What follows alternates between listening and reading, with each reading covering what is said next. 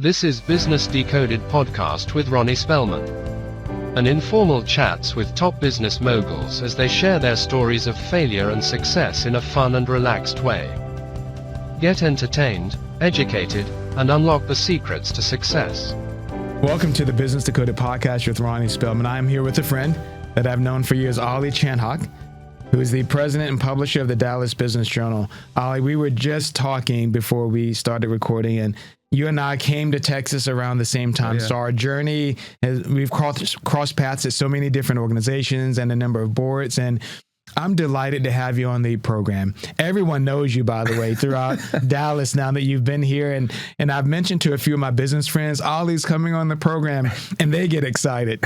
So you're doing something great. I hope so, Ronnie. First off, I appreciate you having me here. It's been great. It's been 7 years now, almost 7 years that we've been here. It's been terrific. And getting to know you has been great. You know, and we survived COVID. Yeah. So you and I moved here, and then COVID happens. And based on your work and what I was doing, we needed to be in front of people. And COVID kind of made it challenging to be in front. But you and I hung out during COVID. That's right. We went to Starbucks all the time. We did. Yeah. So, but I needed that interaction just to understand the community and to learn who the business people are and the different businesses in the area. And so having someone to take that journey with me was fantastic. Oh, Ronnie, you the same. Spectacular. Glad to be here today. Yeah. So what is the Dallas Business Journal, and why is it important to the community? Oh, Ronnie, that's a loaded question. A big question. Yeah. I mean, well, I think everybody knows we cover local business news across the region. It's very, we try to be timely. We certainly like breaking news.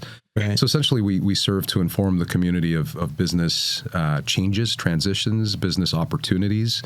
And what has really evolved in the last decade, I'll say, last several years, we're doing more things to serve as a connecting point in the community. As you know, we do events and various platforms, digital platforms, ways for business leaders to not only stay informed, but to connect with each other. Right. And with the hope being that some synergies are created, people can grow opportunity and grow their businesses. So now, how do you, it's intriguing to me, how do you do that today with social media being a big platform? Like you're traditionally a print publication, which I know that you're online, but how do you strike the balance, getting people out and together and networking and keeping people connected? Yeah, I mean, we embrace social media, of course. I mean, we use all the channels we possibly can. I was actually interviewing a potential teammate this morning. Nice. And the conversation became, you're not just print anymore. In fact, print is probably tertiary in our world, right? Everything That's leads, what I figured. Yeah, everything leads digitally. Events have emerged as really a large part of what we do. Social media, we use all the various apps and handles you can think of to not only tell the story or tell the stories of business leaders, but we also use it to connect. We like to actually engage with our audience. People sometimes, as in all media, they probably think you're sort of inaccessible. Right. We love to hear from you. We love to hear from the community, from readers. People reach out to us. I met somebody here on the way in and told him that you can find my email address on the homepage. It's right there, and it's direct, and everybody responds. So we use all the various channels you can think of to engage and connect. This must be a really special time for you to be in Texas. Texas, and you know all the numbers, but I'm going to repeat them for those listening. Second largest economy in the United States, only behind California. Eighth largest economy in the world. The largest Fortune 500 headquarters based here in Texas now. New York has always been big. California's always been big. Texas is now the biggest. It's been ranked number one to do business by a certain journal for, I think, about 12 years. It's such an interesting, vibrant business community here in Texas. And I'm sure, I don't know if you knew that already coming in. I think you may have had something to do with that. But no, it's grown and continues to grow and evolved as a hub for business here in Texas in general, but Dallas in specific. Yeah, Ronnie, that is we know it very well. We know it very closely. It is a privilege, I'll say, to be a part of this business community, not just in North Texas, but statewide. Right. You and I were talking offline. The business journals, we're in 45 cities across the country. And in fact, I worked in North Carolina at the Charlotte and the Greensboro Triad Business Journals. Great markets. They're also experiencing periods of rapid growth. Things are going really well over there. But when you're sitting here in North Texas, there's no end to what we have to cover. There's no end to client and partnership opportunities. This business community is, in my opinion, the most dynamic in the country. Makes it. I don't want to take away from my team, but it makes it a lot easier to do your job in an arena like this. Right. Yeah. Well, so I love to explore that. Makes it easy to do their job.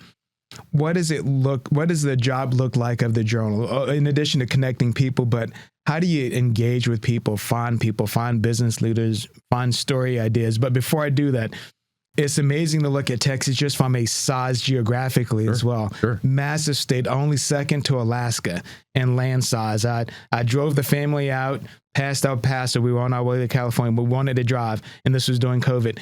It took me 10 hours just to get to El Paso, and I was still in Texas. But it's a huge, huge state. That's right. That just makes it really fun to learn and explore and to see how far we can continue to grow as a state in the region. Yeah, there's something very, very, this might sound like a funny word, but very charming about the state of Texas, because it is so grand. You think about the four major regions, the Texas Triangle, the diversity of experience there, right? Diversity of culture. And you think San Antonio is very different than Houston, and it's very different from Dallas. It's interesting. It provides some variety. It provides opportunity. It's just cool to be a part of this. And like you said, you go further west to El Paso, totally different. Experience a whole different set of people and cultures. And it's wonderful. Visited down in McAllen and Brownsville. Yeah. Very different. The palm trees, the desert. I'm sure. So different from San Antonio and different from Houston and different from Austin and different from Dallas, but just remarkable state. We like to, as you know, Dallas and Fort Worth go back and forth a little bit, but it's terrific, right? Like my wife and kids are in Fort Worth today. Right. Just experiencing Fort Worth and hanging out. And I think it's great that we have that opportunity. And we cross there. We do business together all the time. Yeah, absolutely. I haven't made it to the Fort Worth Zoo yet. Okay.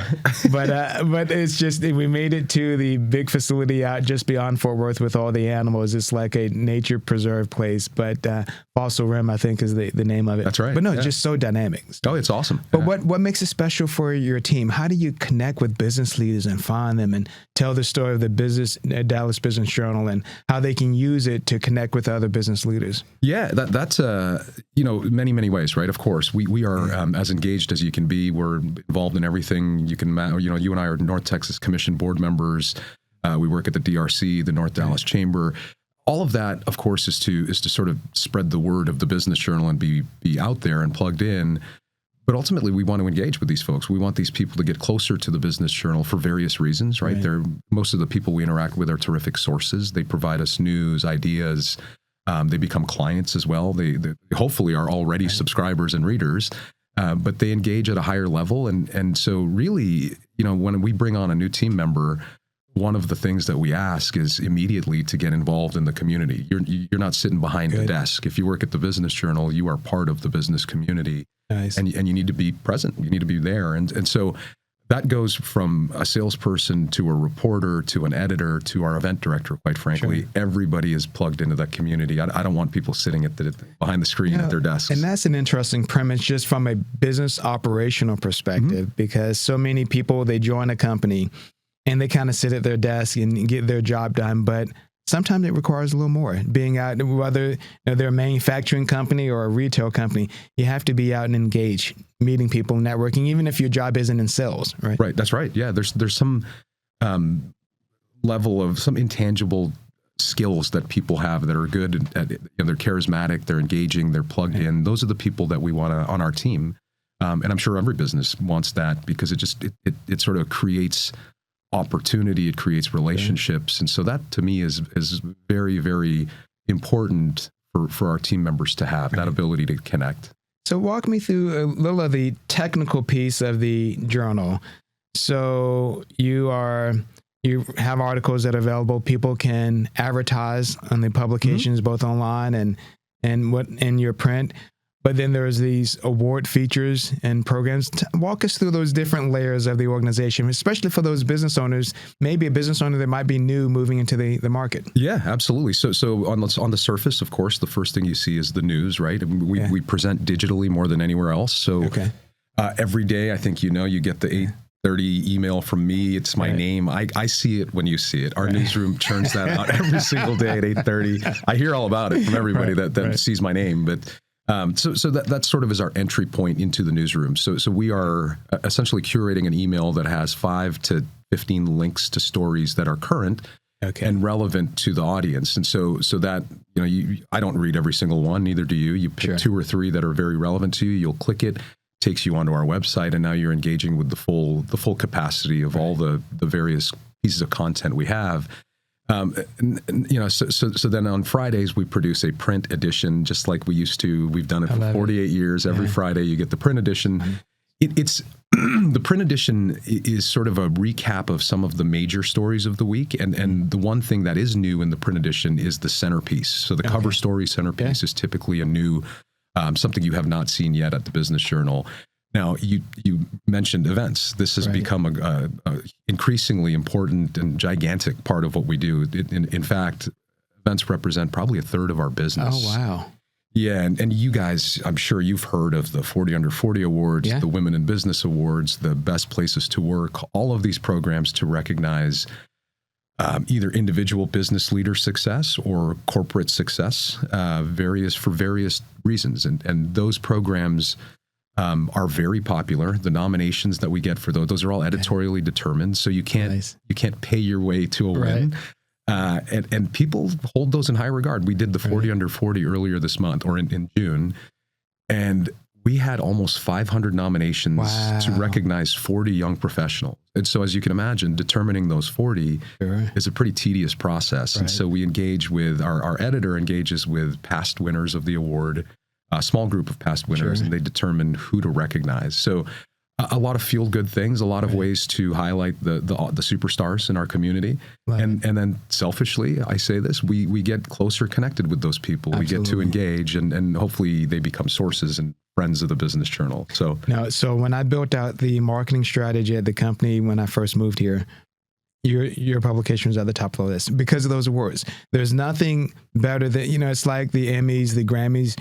There's almost nothing better than being recognized by your peers for the work that you've done, whether it's the 40 Under 40 or the Best Place to Work. Those have always been the top of my list. And then for me as a business, to be able to advertise that we are the top 10 best place to work in the community says a lot. Absolutely. It helps me with recruiting employees. It helps me with selling our product. There's just so much value in getting that recognition. I had a mentor in my early years at the Business Journal. He was the publisher in Charlotte. Yes. And he used to say, our partners like to borrow our brand. So essentially you're borrowing the brand to elevate your credibility and all of those things. And Ronnie, you do this really well. You just referenced it. A good thing for our audience is to be able to engage with those winners because the timing's right. They've just been recognized for some level of success.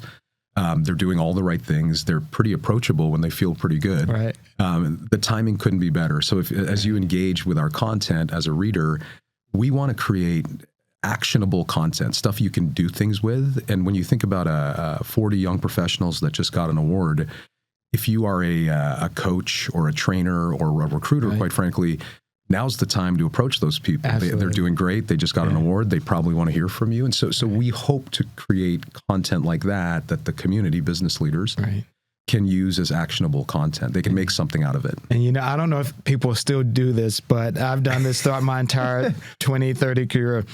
So you win the award. I am buying every edition I can, right? I'm giving them to family members and That's right. Yeah. And then I'm cutting out the portion with us in it, and I'm getting it placed in a frame, and I'm hanging it on our business wall in the conference room, right? It's there's just so much pride, and companies should make that a part of their marketing plan wherever they are in the country, especially in Dallas. Right. We when we meet prospects, clients, just friends in the community, we reference it every time. You should consider a nomination for the C-Suite Awards. You should consider a nomination for the Fast Growth Private Company Awards. Various things just to, and it's free. It's always free. It's an easy way to sort of tell your success story and get the word out there. But yes, once you do win, you certainly should save it and put it up on the wall, right? Spread the word, at least. Exactly. So you mentioned some of the different industries that people can apply for awards. What do you see as growing industries in your market? Are you seeing any unique trends or anything happening in the local market? Yeah. Oh, yeah. Yeah. I will start by saying we're lucky again to be in Dallas-Fort Worth because of the sort of diverse set of industries that are here. There's a little bit of everything. And I heard that before I got here, and it holds true. If one of the sectors is struggling, Dallas doesn't feel it so badly because there's such a diverse set of industries. Now standouts recently, of course, real estate has always been a large part of what we do here in Dallas. There's just opportunity, space, all of it. The one that is burgeoning is financial services, as we all know. Oh, interesting. You know, you've got that giant hole in the ground in Victory Park that Goldman Sachs is digging. Right. That's 5,000 employees. Right. Wells Fargo's huge campus just opened in Irving. B of A is putting up that tower right on Clyde Warren Park. So and that's to say, you know, we have almost 200 commercial banks here in North Texas already. Right. And the influx keeps coming, right? And then if you think about financial services, Charles Schwab in Westlake is out there. There's just all of this critical mass of these financial companies moving to town. And sort of a peripheral to that, the exchanges, the Texas Stock Exchange, NASDAQ, they've moved to I was going to bring that up. Here. I was with the president of NASDAQ, and NASDAQ and even, they're all moving to this area, making it either their prime headquarters or a major headquarters. There's just a ton of it happening. You know what's funny? I did a podcast conversation with a friend of mine, Rogers Healy, and one of the things he noted, I didn't realize this, our largest employment base here is aerospace. Right. If you think of Southwest and American Airlines and Bell Helicopter, there's a lot, you know, again, diverse set of industries, but there are numerous ones that are just massive and continue to grow rapidly. Defense is another one, of course, that we don't hear about often, but it's through the roof. It's growing quickly. That's fascinating. Yeah. There's, I think, some automation investment in the area as well, some AI investment. I think some solar growth. I think there are a couple of plants here. Sure. Data centers are another burgeoning industry around here. It is. Yeah. And I think sometimes this organization has been in the area so long that we forget, at least I forget to talk about it as often as I should, but Texas Instruments. Oh, yeah. They continue to expand their operations in the chip making. And then just north of Dallas in Sherman, they have a huge plant growing as well. Yes, the first fab plant, they call it a fab. It's open, it's up and running. The second one is almost underway.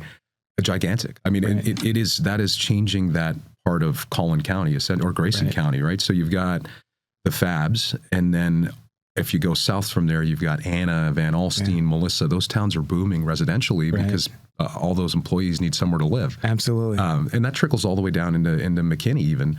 Right. So there's just a lot of different, I'll say, central business districts, even if you want to call it that, right? I drive up and down the tollway each day to get to and from work. And I think about if you start in downtown Dallas and go north, you've got Preston Center, and then you hit the Addison segment, and then you hit Galleria and Lincoln Center, and then you get up to Legacy West and the Star. Right. These are all business districts that can thrive on their own, quite frankly. Now you have to talk about the Star. The Star I didn't know much about the Star and what it represented. And so I could talk about it, but I'd love to have you talk about the Star. And I think the other organization that I think is along that toll as well is Mary Kay. You talk about an institution. They still have a very large and thriving operation here in the Dallas area. Yeah. Great history with them. Absolutely. Well, I mean, just the drive itself. I know I keep going back to it, but it's an interesting drive. You can sort of see all of the different I'll say generations of business here in Dallas. You get up to the Star, to your point. Right. You know, Keurig Dr. Pepper, TIAA is up there. Those are booming businesses.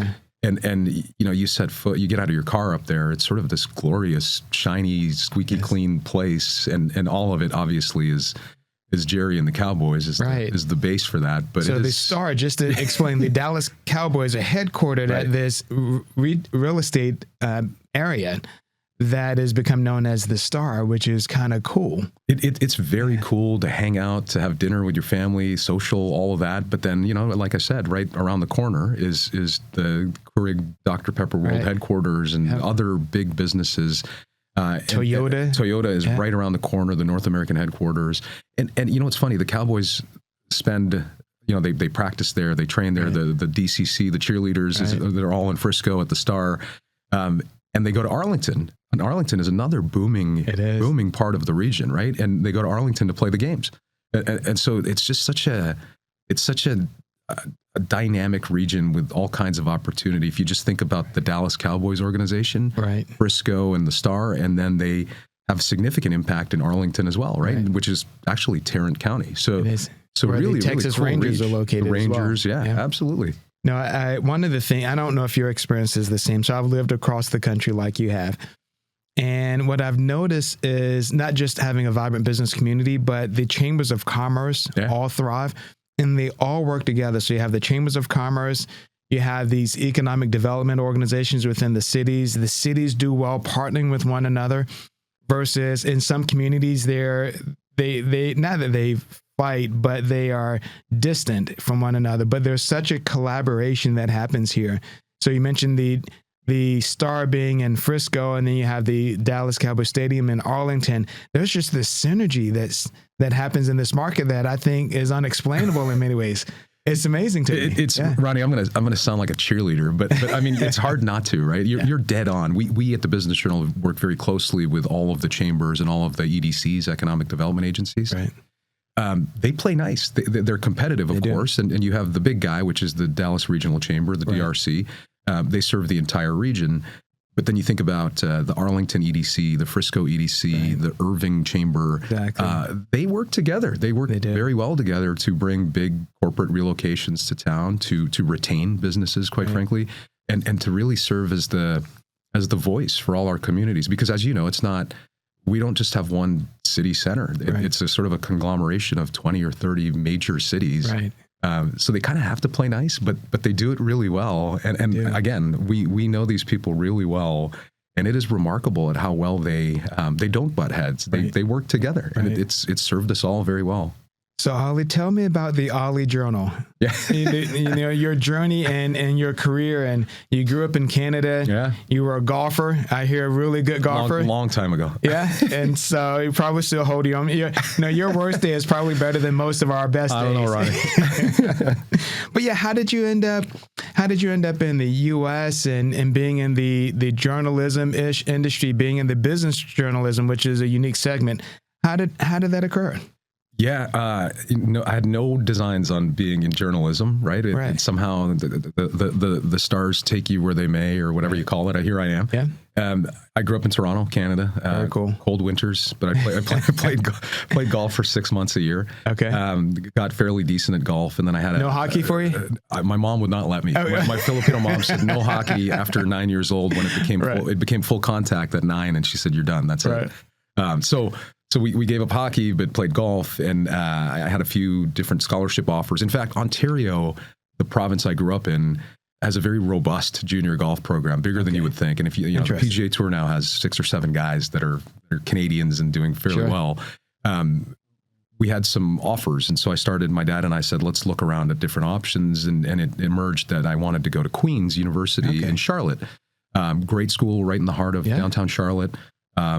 Spent wonderful 4 years there. I loved it. Nice. I didn't play very good golf, but it was a lot of fun. Sure. And so after that, spent some time figuring out life and all of those things as a 20-something, and I latched on to the Charlotte Business Journal. I met the publisher at the time. Very cool. And sort of twofold here. She hired me.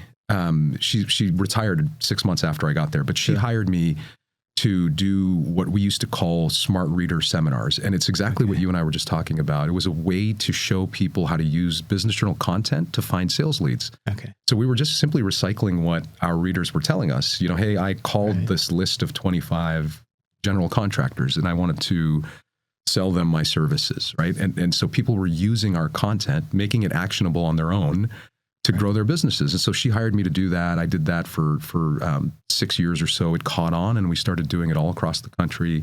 That's fascinating. It was terrific. Here's what's intriguing about that premise is that I spoke to someone not long ago about the Dallas Business Journal. I asked, do you know the organization? They knew of it.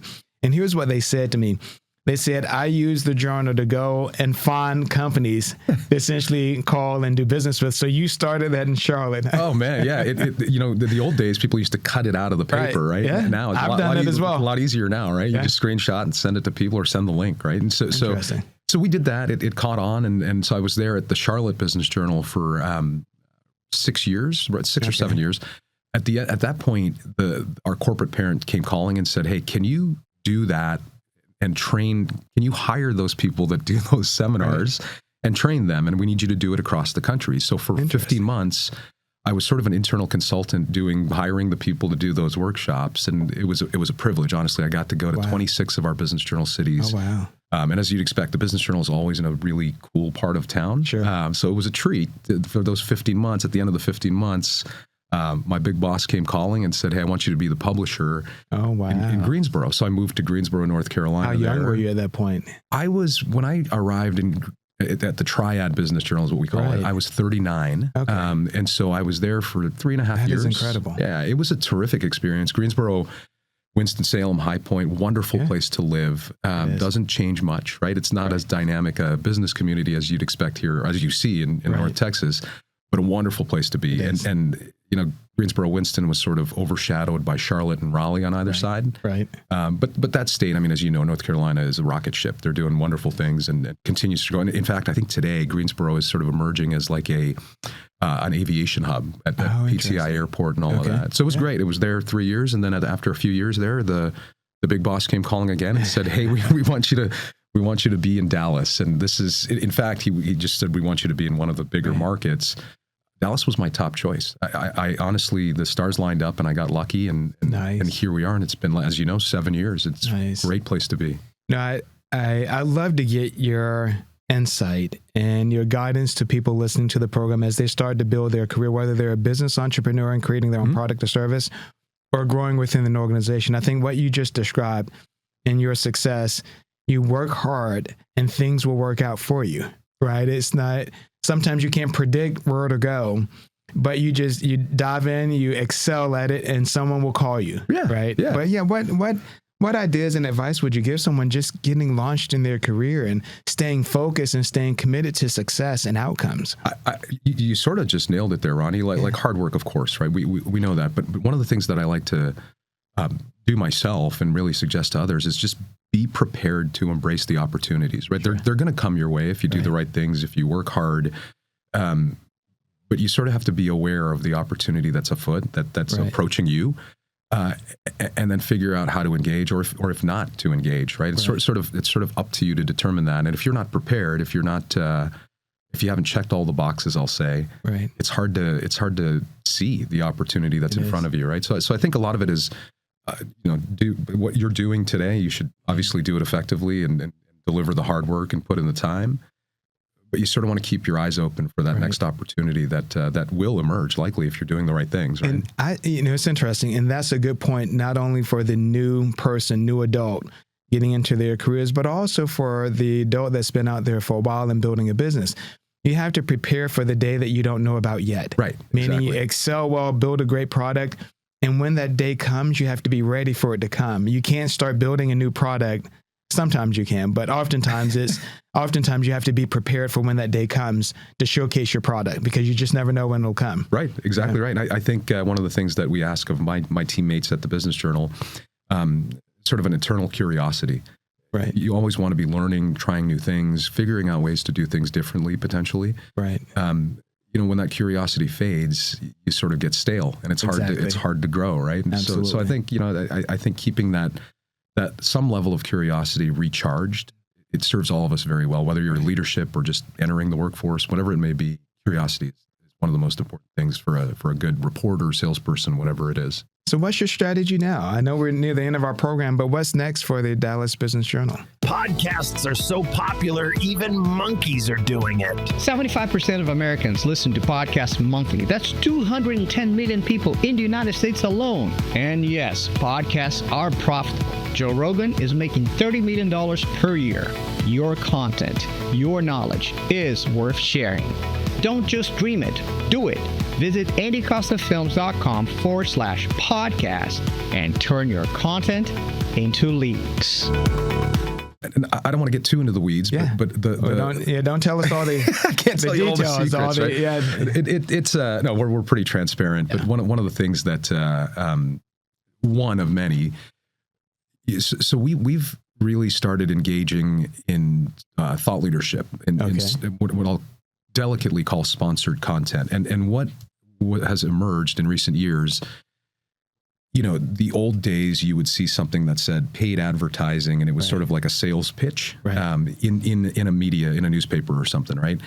Nowadays, and especially with our audience, it's a very sophisticated audience, right? And so they understand that when I have an article that's written by a paying sponsor, it is still very important and very effective because the company that is likely paying to provide that thought leadership, right, they're the experts. My reporter in the newsroom at the DBJ is certainly not an expert in artificial intelligence, right? So when a company that specializes in artificial intelligence pays us to publish some content, it is received very well, and it actually has evolved. In 20 years ago, that might have been sort of taboo. Sure.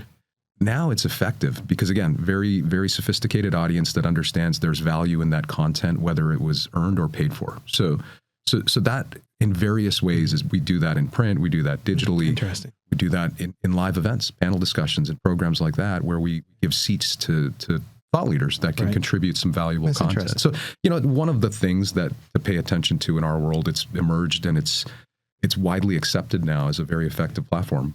Now, Ollie, we're near the end of our program. Yeah, it's great spending time with you, Ronnie. Looking at the clock and thing, and I have so many more questions, so you have to come back on the program. But I'd love to get more of your insight. I've spent some time at major publications across the country, the Orange County Register, the Virginia Pilot, the Daily Press, and some of the others. And so much has changed in the past 20 years, partly because of the internet and now social media having an impact. So when you come back, I'd love to get more of your take on how do you survive in this market with so many different sources for information? The great thing, and I think we can dive into this later, is that your information is credible, it's been vetted, it's been resourced, so there's something behind it that tells the reader that this is true as best as we can determine, and this is good information for you to rely on, versus doing a search on the internet and not being able to rely on the information. Yeah, and, absolutely. Double sourced all the time, of course. I had a search recently using AI, and I was trying to find this name that's notable. I know the person, big profile name, and it came back with part of their background merged with the background of someone with a similar name, showing it as one person. And I'm like, this person doesn't work for that organization. They've never been at that organization.